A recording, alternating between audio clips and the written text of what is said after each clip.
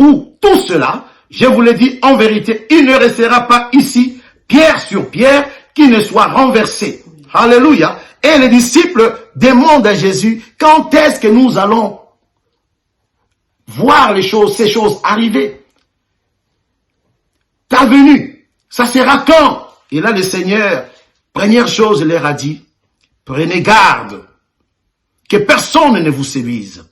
Donc nous savons que la séduction est la première chose qui a pénétré dans ce monde, dans l'église et partout dans le monde. Il y a la séduction.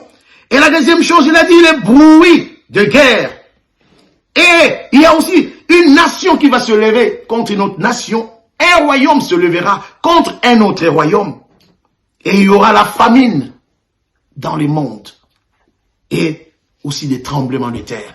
Et il nous dit que quand vous allez voir toutes ces choses, il faut que vous, qui êtes mes enfants, commencez déjà à penser que mon retour est proche. Alléluia. Parce que cela va arriver. Et le verset que nous allons partager, c'est le verset où le Seigneur lui-même a dit, ça sera comme le jour de Noé.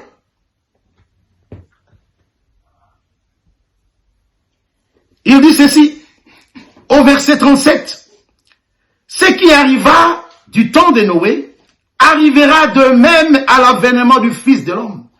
Car dans le jour qui précédèrent le déluge, les hommes mangeaient et buvaient, se mariaient et mariaient leurs enfants, jusqu'au jour où Noé entra dans l'arche, et ils ne se doutèrent de rien.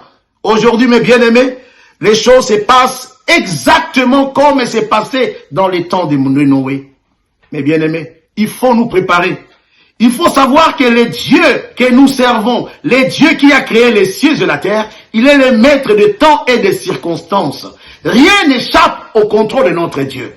Même les choses que nous sommes en train de vivre aujourd'hui, le coronavirus qui est en train de frapper le monde. Et nous sommes aussi dans une année 2020 où nous voyons que 22 fois qui montrent l'accomplissement des choses. Quand Dieu parle, il nous parle tantôt d'une manière, tantôt d'une autre. Et les hommes, nous ne prenons pas garde. Mais Dieu, quand il parle, la deuxième fois, c'est pour vous dire que cette chose va arriver. Et la troisième fois, c'est pour l'accomplissement de ces choses. Et nous avons vu l'année dans laquelle nous sommes maintenant. Nous sommes à l'année 2020. 22 fois. Et quand nous faisons la sommation de cette année-là, nous allons voir 20 plus 20, nous arrivons à 40.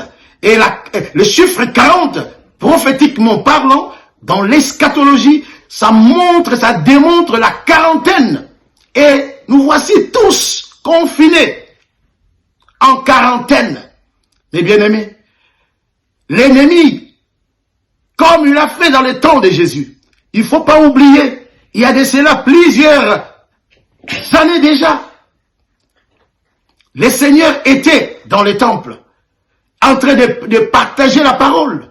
Il demandait toujours à ses disciples, les royaumes. Quand il parlait du royaume des cieux, pour dire que le royaume des cieux s'est approché de vous.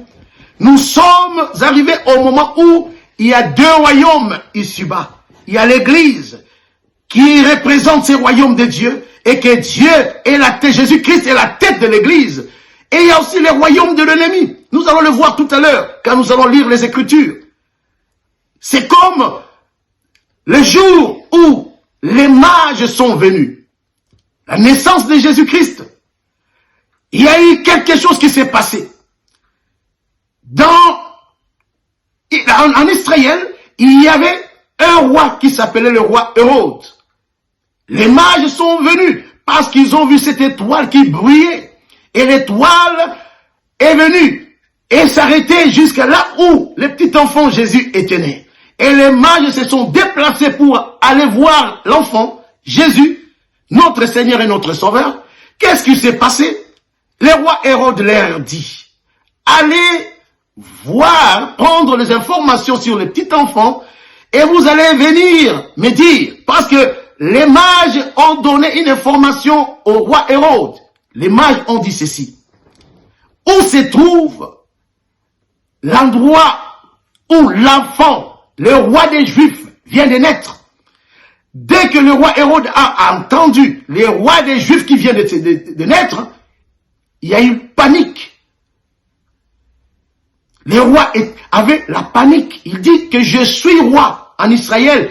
Qui est ce roi qui vient de naître? Là, les mages parlaient d'une manière spirituelle pour dire que les royaumes des cieux, il y a un royaume qui est venu parmi vous. Voilà pourquoi le Seigneur Jésus, étant déjà enfant, il était déjà roi. Et à cause de cette